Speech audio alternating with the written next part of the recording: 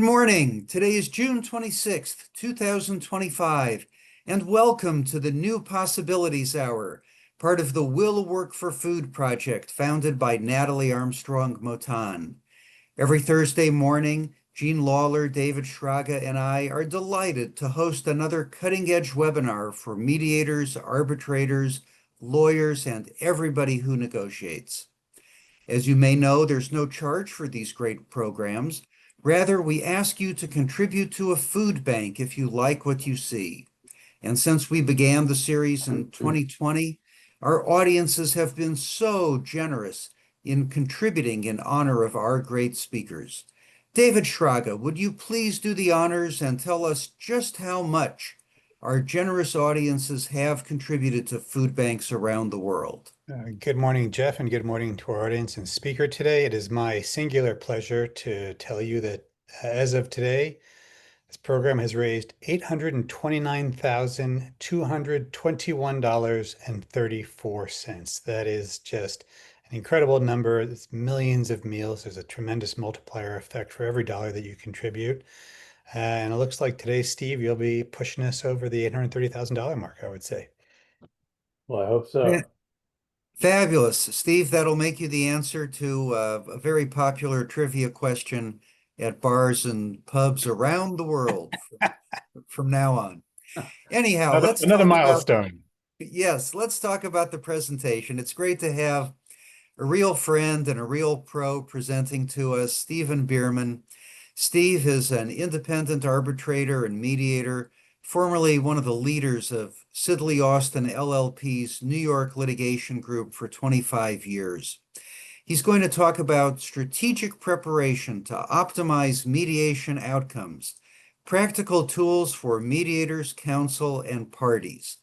What I think we're really going to learn today is the benefit of all of Steve's experiences, both as an advocate and now as a mediator, practical insights we can all bring to bear.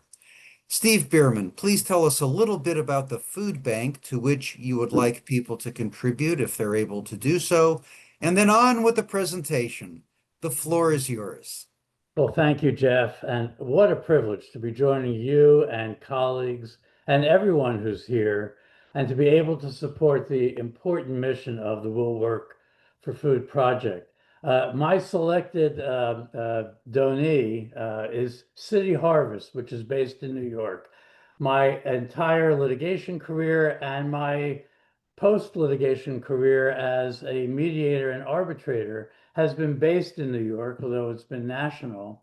And City Harvest is a wonderful organization that many years ago had the idea of rescuing nutritious, good, quality food from otherwise being discarded from restaurants, from stores, from other locations and purveyors, and gathering all this food and then distributing it to what is now, I think, more than 140 food banks in the New York area. They also are engaged in food education programs and advocating for putting an end to the food insecurity issue in New York and in the country. So I encourage you to support City Harvest. So as Jeff said, on with the show. So as Jeff kind of previewed, I'm going to share my personal experience and my own perspective as to the importance of preparation and the right kind of preparation for all participants in mediation, and some practices that I have found especially effective on my own journey from a longtime litigator to becoming a mediator and on. Let's briefly set the stage with a plain truth. Preparation matters in life. It always does. Benjamin Franklin is famously credited with saying, although there's some controversy as to whether he's really the one that said it, by failing to prepare, you are preparing to fail.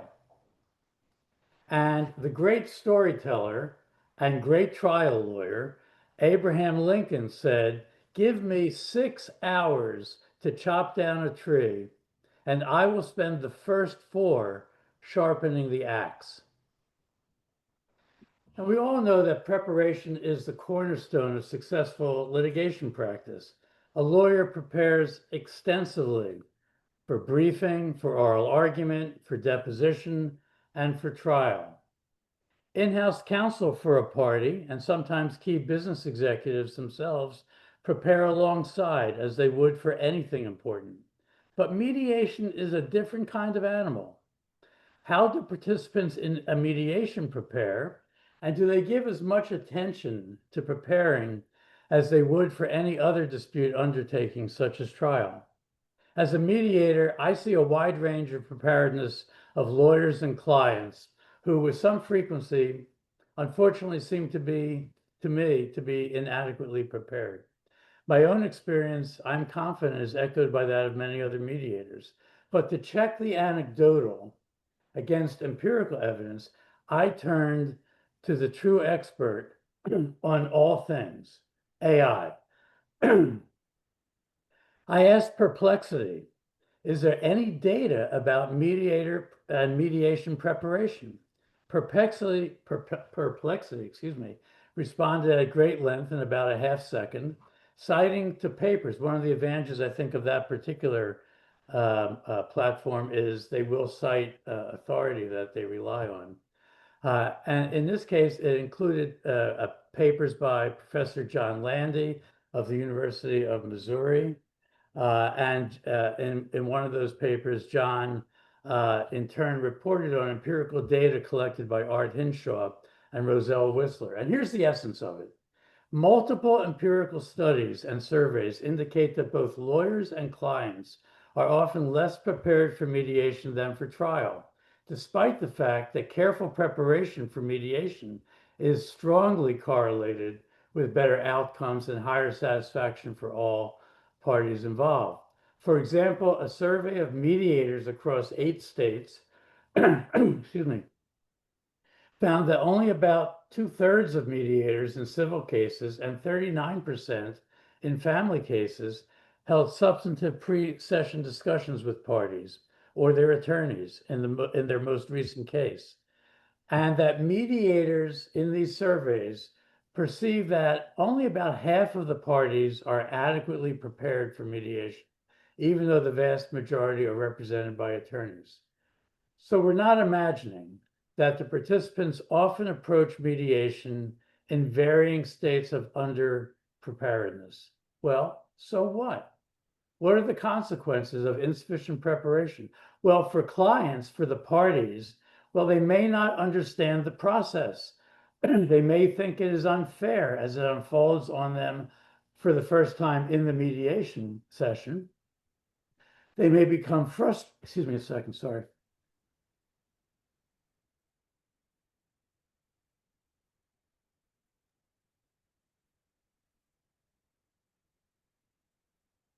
They may become frustrated and dissatisfied in a mediation session, and they may not have the mindset as a result or the tools to consider a consensual resolution.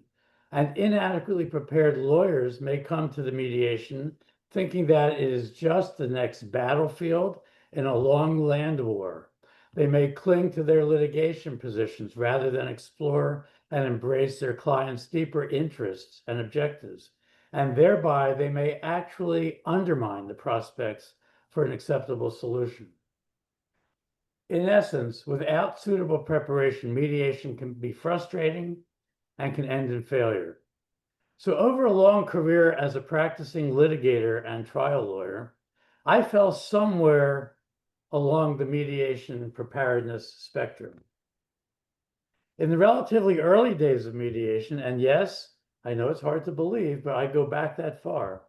We didn't really do so much. I made sure I knew my case. I knew I could articulate my client's positions. I spent some time with the client strategizing, but often the client and I rapidly agreed that the other party was simply unreasonable or worse. And when the calendar said it was time, we went to the mediation. Some succeeded, some did not.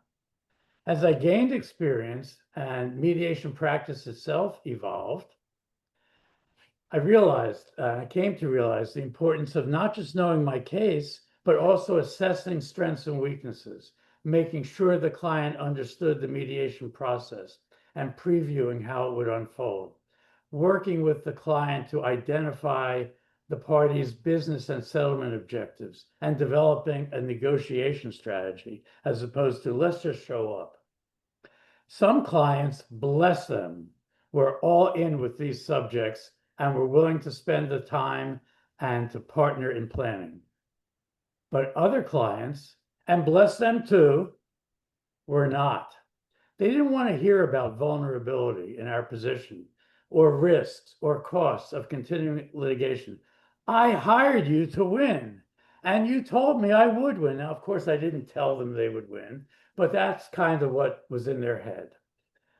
And with those clients, the discussion sometimes would devolve again to how unreasonable the other side was, and let's go show them a thing or two and see how that goes. In some cases, we succeeded. In some cases, we didn't. With at least some clients, I could have used the help, no matter how experienced, some help rather, no matter how experienced I was.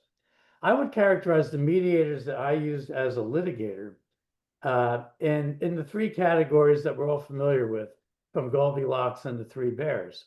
Some were too hot. These were what many people would call the head knockers, who knew their mind and expressed it with blunt force. Some were too cold. These were the passive water carriers, conveyors of messages between the parties with little real substantive contribution. Both the too hot and the too cold mediators typically had, at most, non-substantive pre-mediation session contact with us, generally regarding scheduling and process. But then there were the mediators who fell into the just right category. They showed interest. They conferred with us before the mediation session on a range of subjects, and my client and I would move forward better prepared for potential compromise. The true aha moment came for me about 8 years ago when I was still practicing as a litigator, and about 4 years before I retired from Sidley, Austin. And I see, by the way, one of my former partners on the screen, Rob Olian. Hello, Rob. In any event, I had been hired to represent a very prominent global law firm, which itself was a defendant in a complex and high-profile lawsuit involving multiple claims. We went to mediation with an excellent mediator who engaged meaningfully with us and with both sides in advance, and the mediation sessions were paced and they were protracted. When there was a lull, I would ask the mediator, excuse me, why she was doing this or that, or framed a question or an issue in a particular way. She answered me, but she said, you know, Steve, you ask a lot of questions, and they're good questions, but really, you should just take the mediator training and complement your practice by mediating. And so I did take the training thinking, well, I already know everything, but let's see. And it turned out I knew far from everything. It was as if the scales were literally lifted from before my eyes. I wished I had taken that training earlier in my litigation career. It would have helped me better serve my clients. And now, some years later, here we are. So why am I sharing my backstory, my journey from litigator to independent mediator and arbitrator as well? Well, I've come to know that my experience and my perspective on mediation as a litigator are not uncommon. And I have come to know that there often is a disconnect between the principles on which mediators are trained and what many counsel, and even more so, many parties think about and expect from mediation. So how can that gap be bridged, and how can all participants better prepare for success? For me, the answer lies in thoughtful, strategic preparation by all involved, counsel, parties, and yes, the mediator too. And in my observation, in addition to the obvious kind of homework that goes along with that, the key to good and successful preparation lies in effective communication. What I now try to do as a mediator to enhance preparation by all participants, including me, stems from two broad observations.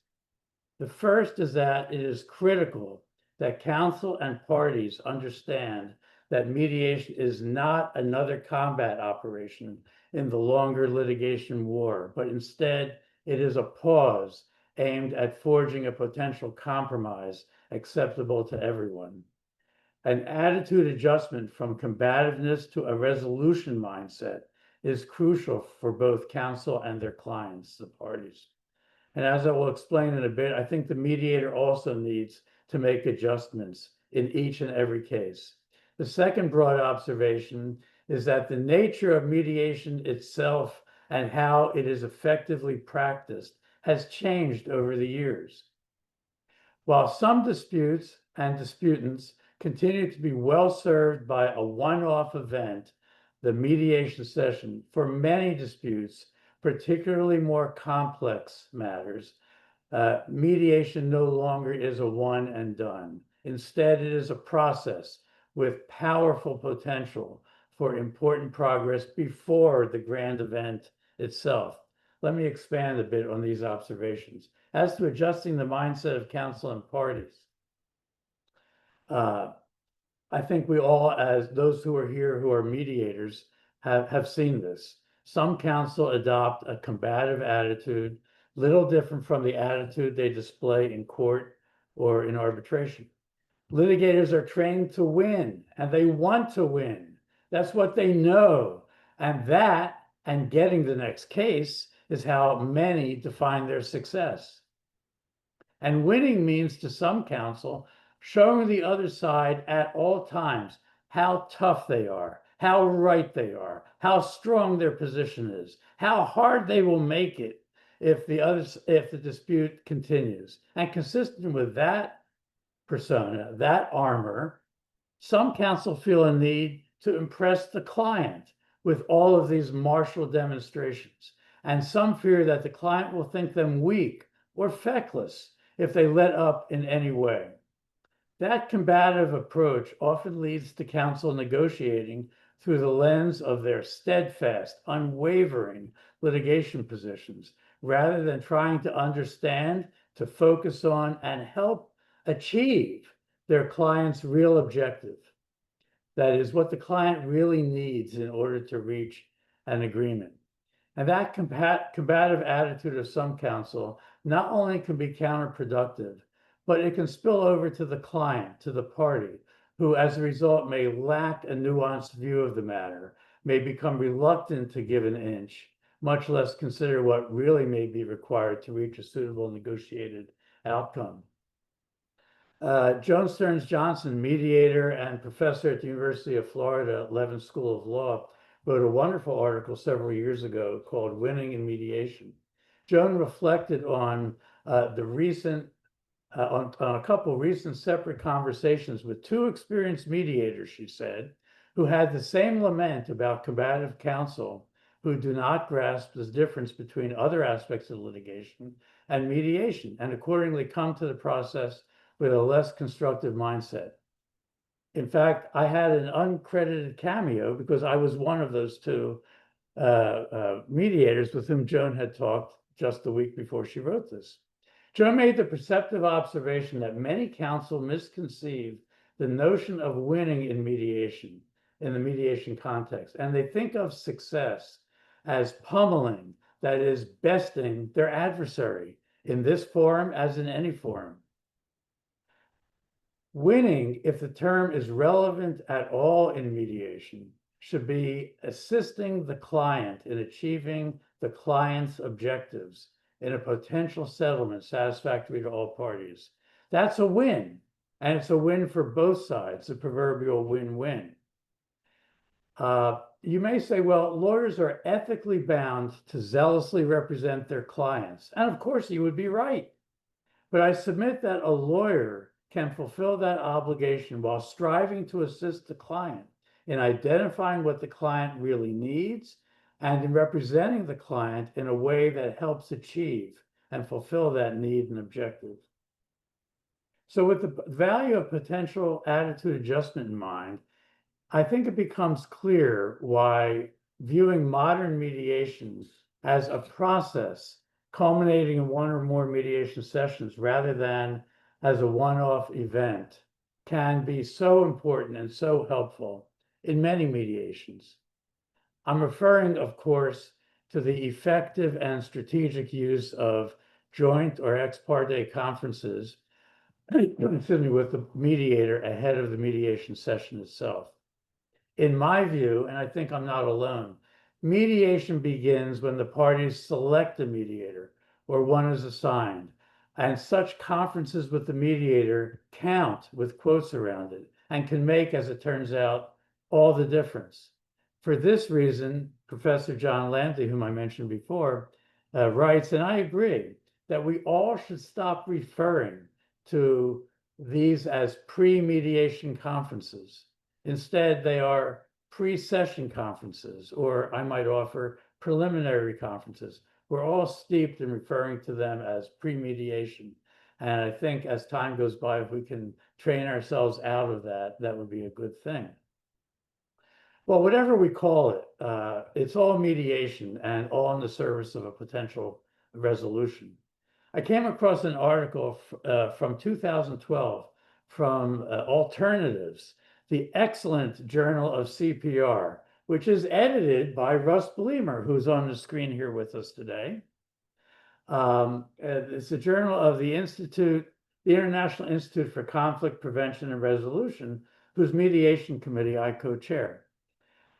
The 2012 article gingerly proposed that to enhance preparation of all participants, mediators might confer with counsel and parties more often before the mediation session. Well, why gingerly? The article noted that just 10 years earlier, in 2002 or so, substantive ex parte contact between the mediator and counsel and their client, was often frowned upon by some, and some thought it was improper.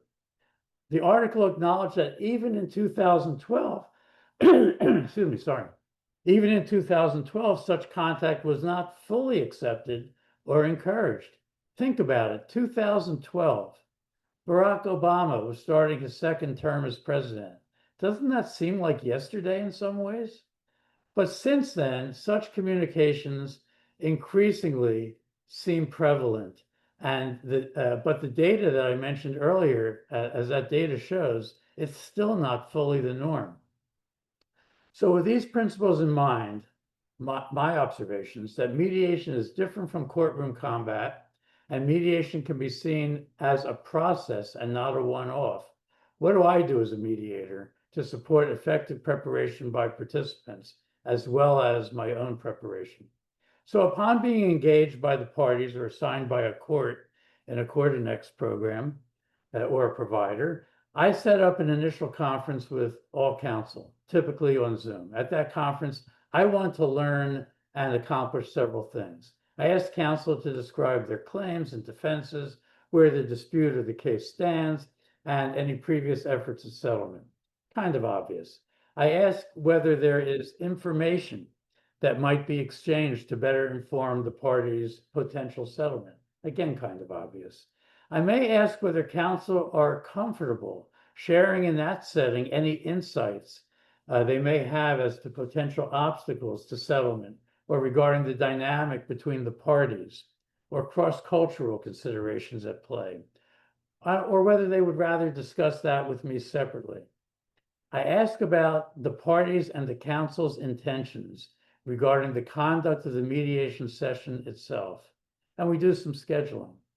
I may speak briefly about my own philosophy and approach to mediation, but as this is a party-driven process, I do not dictate how that process will take place. I ask whether they or their clients have ideas as to how I can be most helpful as we shape a process together that suits the parties' needs and expectations. As to process, for example, we may explore the potential value and content of a joint mediation session before caucuses, at least for me to meet everybody, to set a calm and optimistic tone, and go over some ground rules for the day. Now, I am well aware that the use of joint sessions has withered substantially or disappeared altogether in some practice areas.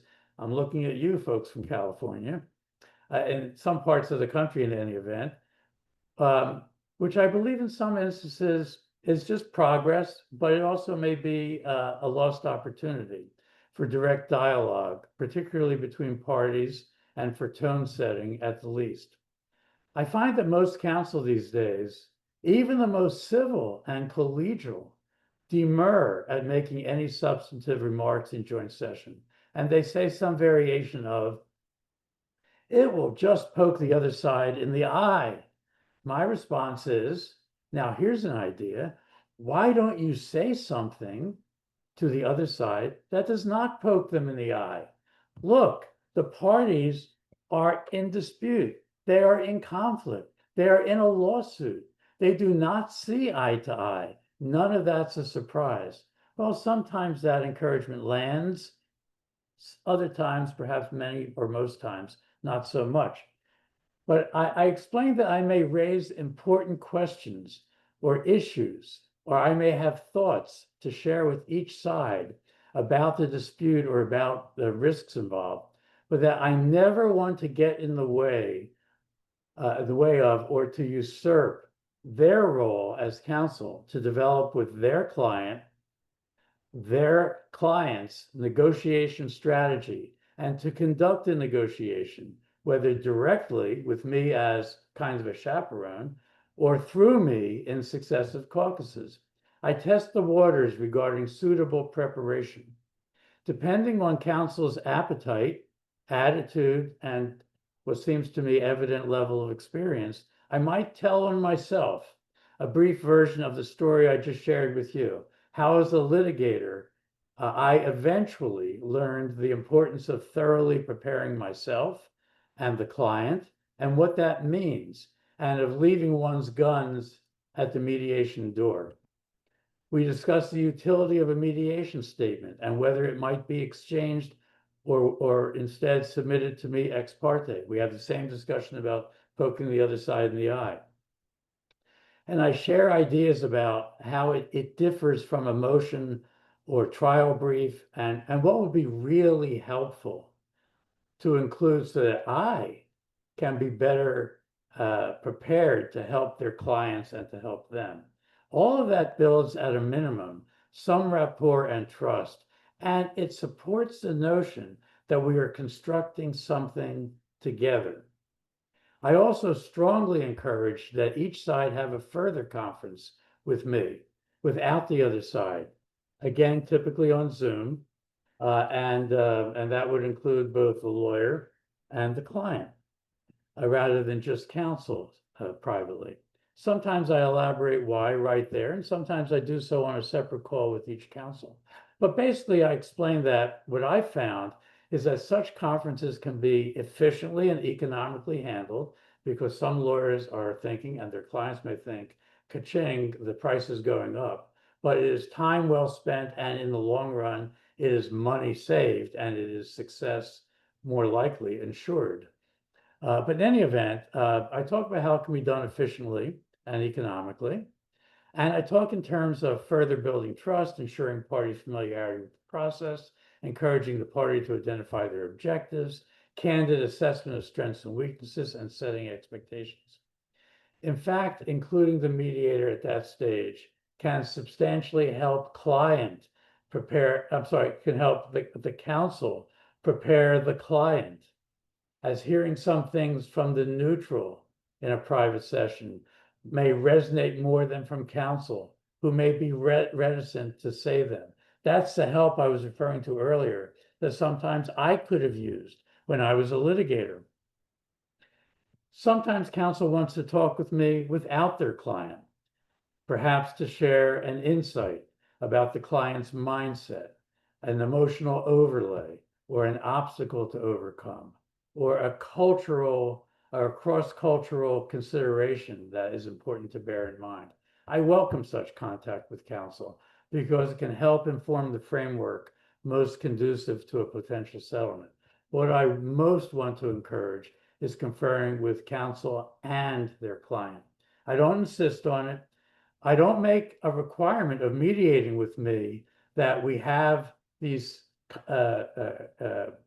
pre-mediation session conversations or sessions, because as I believe that as mediation should be party-driven and not mediator-driven, parties get to decide how they want to proceed with the mediator's guidance. And there are, simply put, some cases when multiple conferences might just be too much, or there might not be an appetite for it for various reasons. But I do encourage meeting with each side, lawyer and client, whenever appropriate. So when it happens, what do we discuss? I ask the client, the party, or the party representative to tell me a little bit about themselves. And if it's a company, to tell me a bit about the company. I am genuinely interested. I am constantly struck by how amazing the lives and experience of so many people are. Making that human connection and showing interest, genuine interest, not feigned interest, can help build rapport and trust. We may talk about the background of the dispute and the claims or defenses as part of my education, and they're organizing their thoughts. But what I really want to get at is to get beyond the legal posturing to what may be the party's true ultimate needs and interests. So I don't use those mediation lingo terms as such. But I ask, what are you really after here?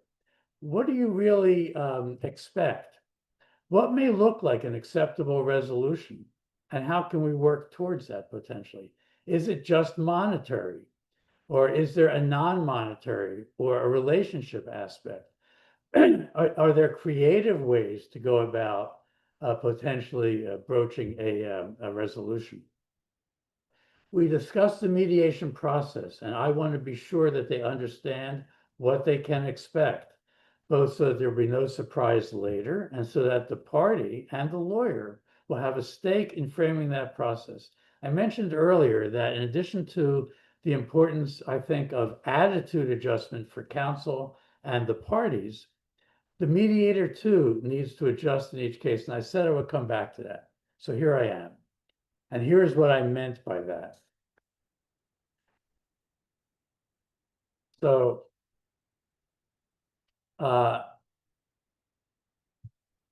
some mediators may say, this is what I do in mediation. It's what I always do in mediation. And it generally works. Or the mediator may think, without saying it, I've seen this movie before, and I know within a margin how it's going to turn out, or in my experience, how it should turn out. I submit that such mediators themselves need an attitude adjustment. There are overarching concepts and principles, to be sure, that guide all mediation practice, but each mediation is different. Each has unique legal and factual issues, unique inter-party and interpersonal dynamics and emotional overlay, financial, non-financial, and relationship drivers, and different definitions of what is a successful outcome from two or sometimes multiple perspectives. So while I have, to be sure, my views and suggestions about process, I ask counsel, and whenever I have the opportunity to be with outside counsel and their client, I ask the client, and especially if it is in-house counsel who's familiar with mediation to some extent, how can I help?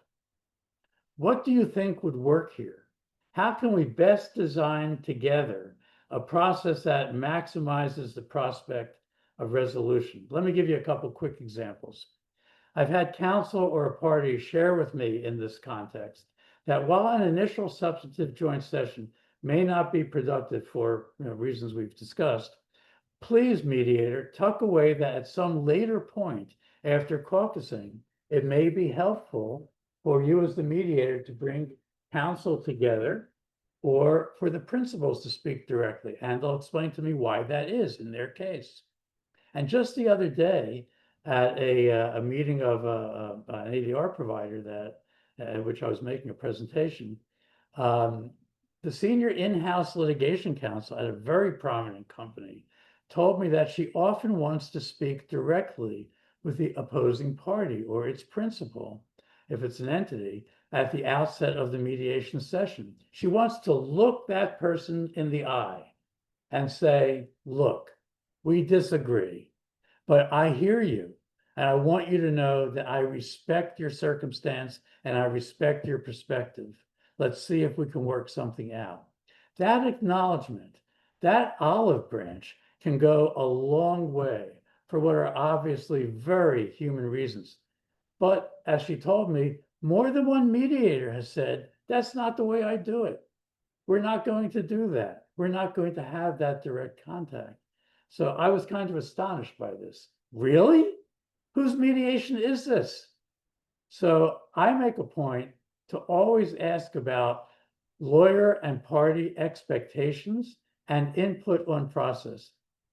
I've moderated several panels on ABA or provider programs where we assembled consumers of mediation services, both in-house and outside counsel. We asked the panels about mediator selection. What do you like? What do you not like? What works for you in the run-up to mediation and in mediation itself? And what doesn't work for you? What do you find to be successful techniques of mediators and what not so much? One of the questions in one of these panels was framed in terms of pure mediator lingo. Do you prefer, as a user of mediation, do you prefer a mediator with a more facilitative or a more evaluative approach or some combination? Now, look, my own observation is that these distinctions that were taught in mediator training are not so hard-edged as may appear, and there's a blurring between the two. I mean, for example, even if you take a facilitative approach, when you are reality testing, when you're asking questions, have you thought about this? Have you thought about that? Embedded in that is an element of evaluation, if nothing more. In any event, so we asked, which do you prefer? What do you prefer? And the response was illuminating on at least one of these panels. On one panel, the very sophisticated in-house litigation counsel, and there were several of them, responded in unison, in puzzlement. What are you talking about?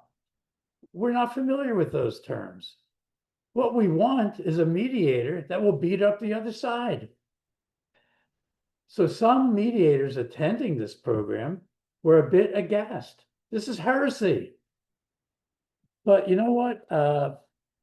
Others, including me, and I'll point out, including Jeff Kachavan, who was in attendance, thought, this is great.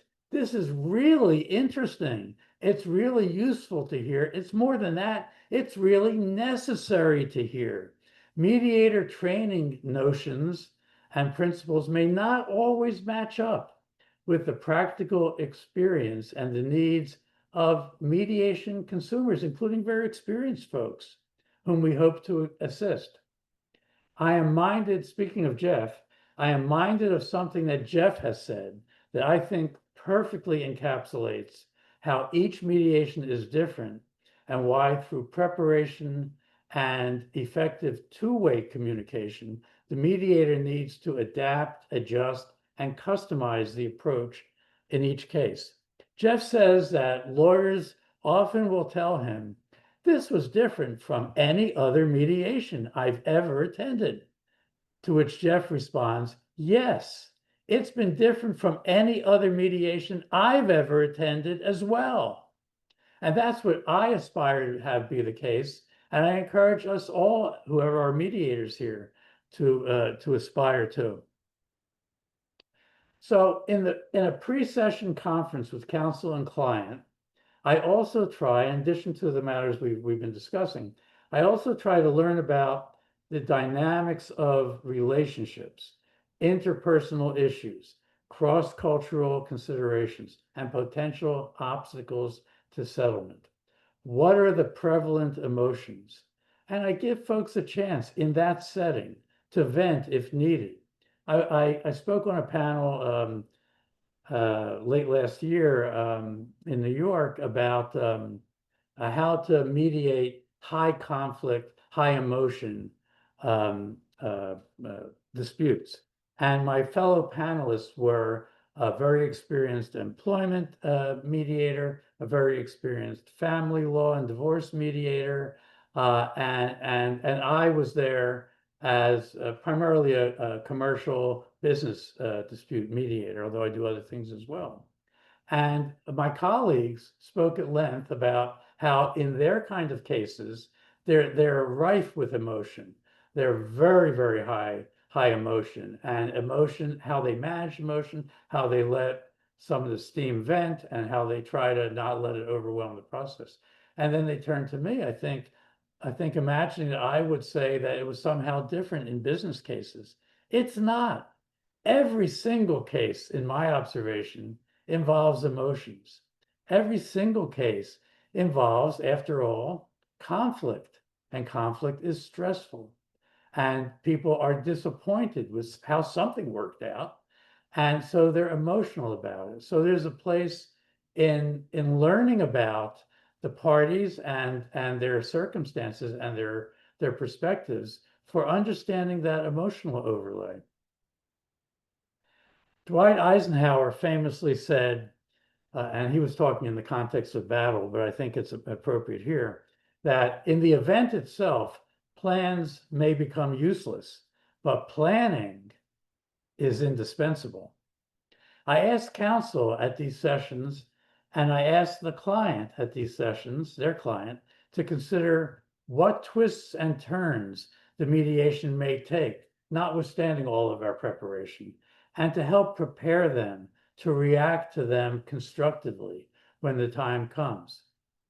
A preliminary conference with counsel and client also presents, I think, a tremendous opportunity to get them focused on the strengths and weaknesses of their positions, the risks and costs, if not settled, and a frank assessment of prospects. In addition to some preliminary reality testing or kicking the tires, I may suggest several tools that they could utilize in their own discussion, which can be done with me, but need not be done with me present. So these include, for example, thinking about, excuse me, a basic or even a more advanced risk analysis or decision tree kind of analysis. If properly done, a risk analysis can be a powerful tool to reset expectations in a concrete and more realistic way. I have found asking parties and their lawyers to think about what really do you think is the likelihood that you will prevail on some pre-trial motion practice? What is the likelihood that you will prevail on some or all claims at trial? What is the likelihood that the plaintiff will get what they're demanding or the defendant will walk away with nothing? And what do you think, if there turns out to be an appeal, is the realistic likelihood of the outcome of that? I remember when I was a litigator, clients always wanted to know, what are my chances? Is it 90%? Is it 95%? And I would struggle continually with telling them what I think they wanted to hear. I wanted to be a straight shooter and tell them the truth. And it was hard for me ever to say anything is more than 60% or 70%. And often it was a toss-up, and often it was an under 50% prospect. But clients always wanted to have the confidence that their lawyer was committed and that their lawyer was going to win.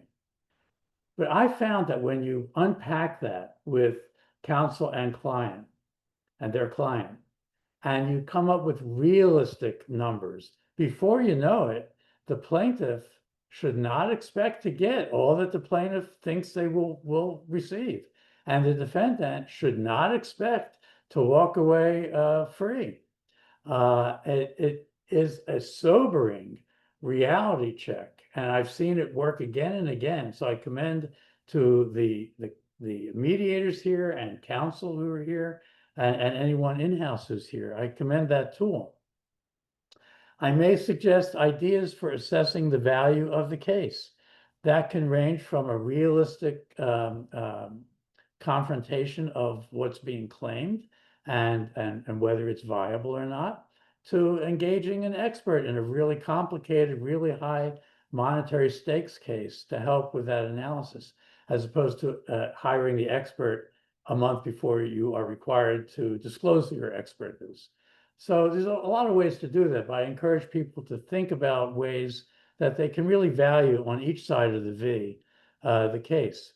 I may suggest that if it hasn't happened yet, that they have a frank discussion about the legal fees and the costs that can be anticipated if settlement is not reached. I never want to be lecturing anyone. I never want to be putting the lawyers in an uncomfortable spot.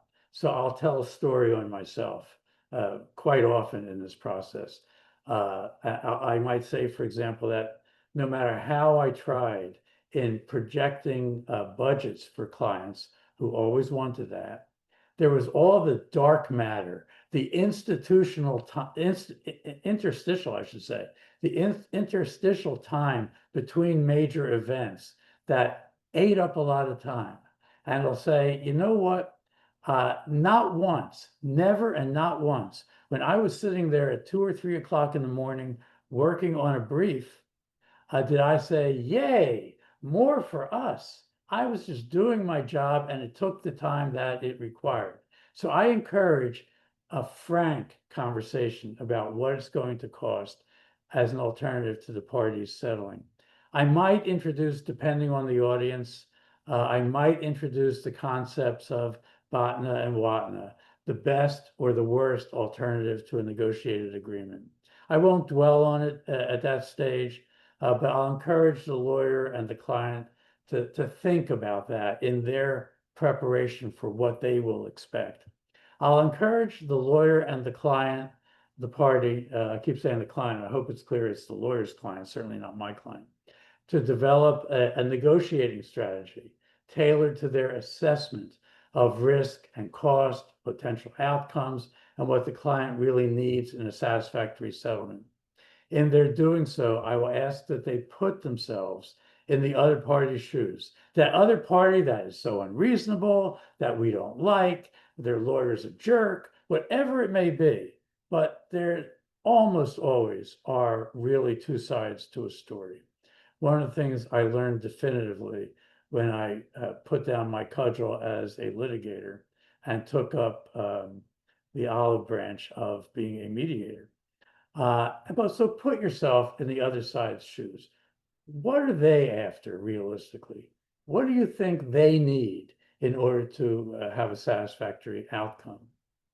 So you may be thinking, Steve, this sounds an awful lot like the initial caucus or the initial couple caucuses with each side in the actual eventual mediation session, the grand event.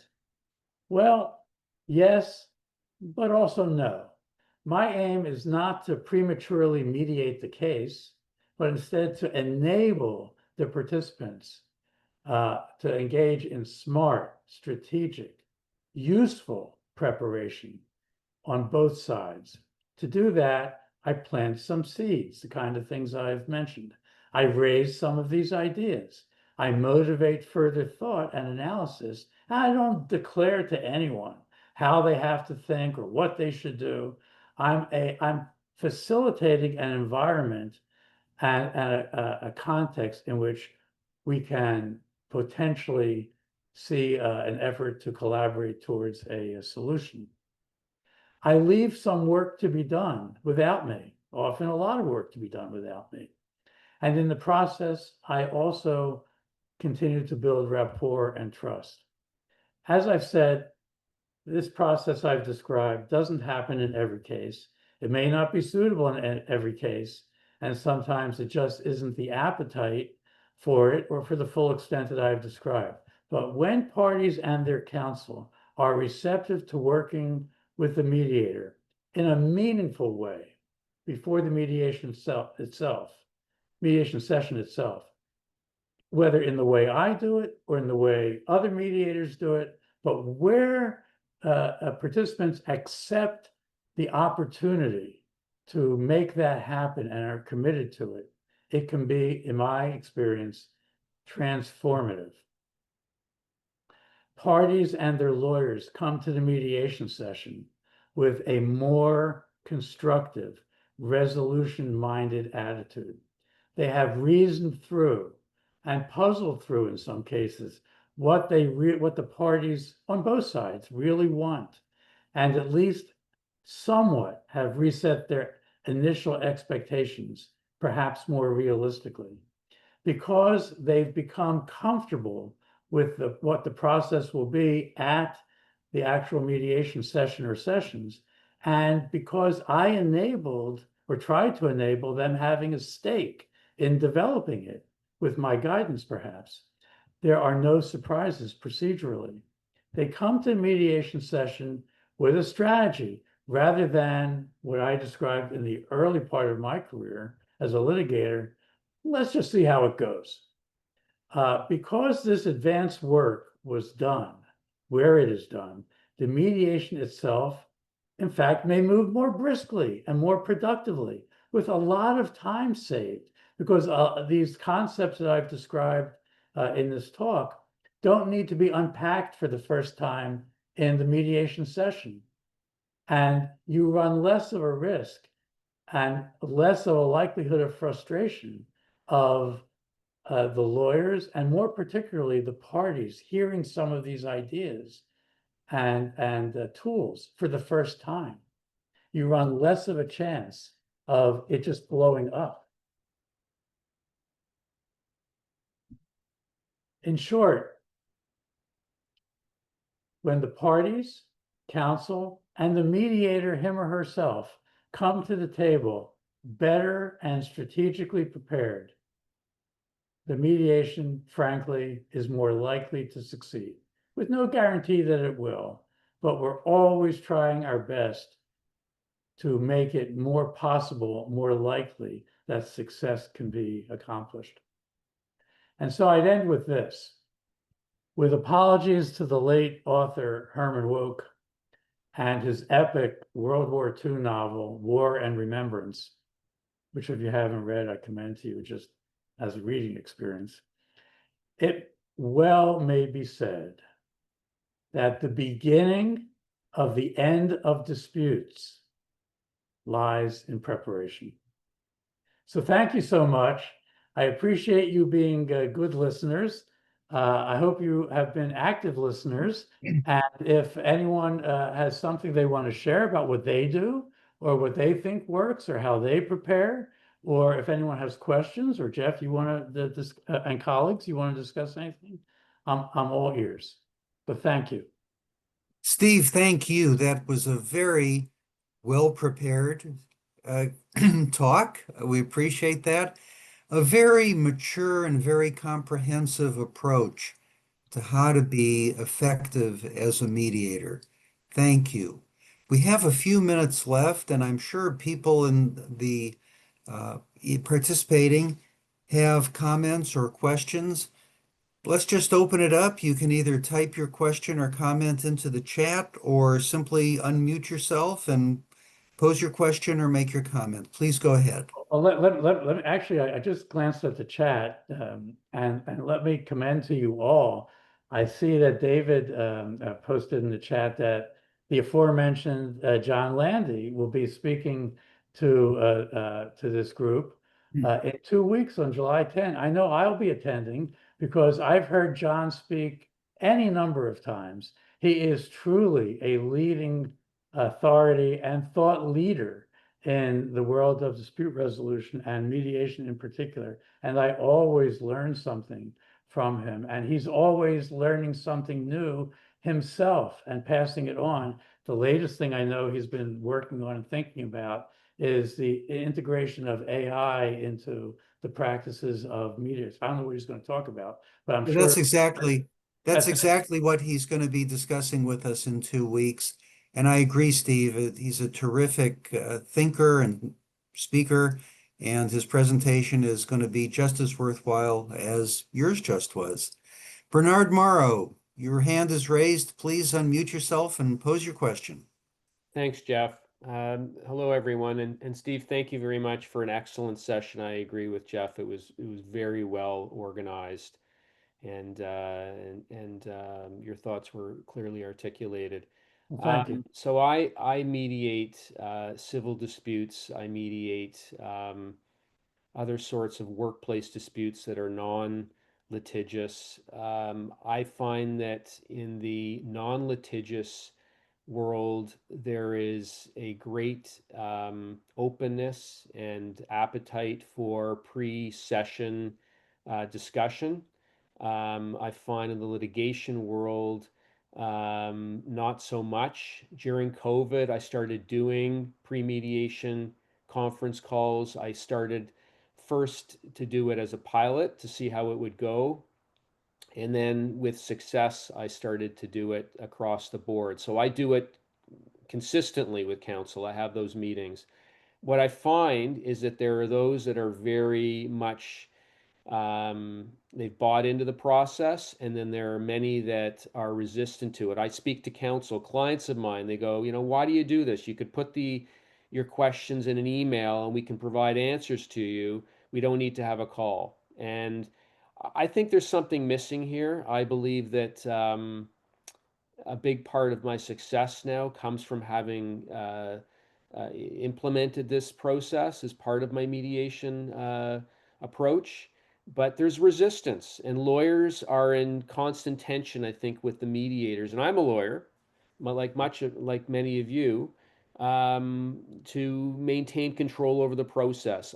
What do you think? How do we deal with that No, resistance? well, first of all, congrats on trying and succeeding whenever you can. I think that's terrific, and I think not to cast to paint all litigators or all lawyers with the same brush, but I think it's partially that a control thing. I think it's partially just an ingrained attitude about the process.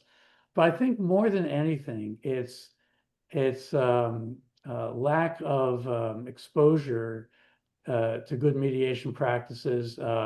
It's a relatively recent thing in the last maybe 10, 12 years that you see more programs for litigators, how to be effective at mediation, how to prepare, how to act in the mediation. I've been on panels at some of those programs. I think they're terrific. I wish they had existed back when I was stumbling my way along and learning. But I think, apropos of my little anecdote that I went to the training that that wonderful mediator had said, listen, just go take the training already. Thinking, I got to do that to become qualified, but I won't learn anything. Wow, was that an eye opener? And I think the same reaction would be common among many litigators if they were open. So the way I try to broach it is when I have the chance. It doesn't have to be in the formality of perhaps the kind of sessions I was describing. I'll have a phone call with the outside counsel just to talk about some of these things. And again, I use my own experience to kind of tell a story on myself rather than hector any counsel or preach to them. But you've hit on a real challenge. Thank you. We have 1 minute left. Anybody else? Steve, any other tips or suggestions in terms of things that you see lawyers may be doing wrong that you're trying to help guide them away from during the actual mediation session? It sounds like so much of what you're doing is framing the field so things can be more productive. Well, yeah, a couple things, and they're really embedded in what we've been discussing. So whether or not we've had these pre-session conferences, sometimes in the mediation session, lawyers can't help themselves. They are position driven. They are showing off a bit, I hate to say it, for their client, or they think they are required to show off for their client. Or worst of all, they think it's important to convince me that they're right. So I am patient. I listen. I don't want to interrupt people. I don't, unless it gets out of control, I want to be respectful. But then I will, in my way, using some of the secret sauce that many of us have learned as mediators, steer the conversation to what really matters. What do you really need? I sometimes, and maybe this is a good note to end on, I sometimes will invoke the best summary I've ever heard, the best distillation of what an effective mediation is. And it comes from the Rolling Stones and my youth. You can't always get what you want. You can't always get what you want. You can't always get what you want, but if you try real hard, sometimes you just might get what you need. And that's where I try to steer people to constructive dialogue. Steve, that's beautiful. And then to contradict the Rolling Stones, if you follow this process, you may just get some satisfaction. Thank you very much, Steve Bierman. This was a terrific presentation.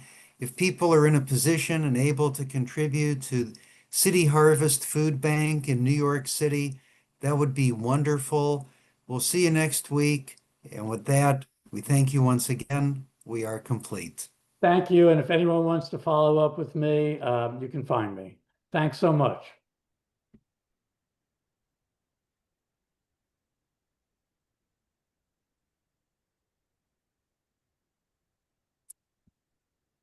Fantastic, Steve. That was excellent. So helpful. David, thank you.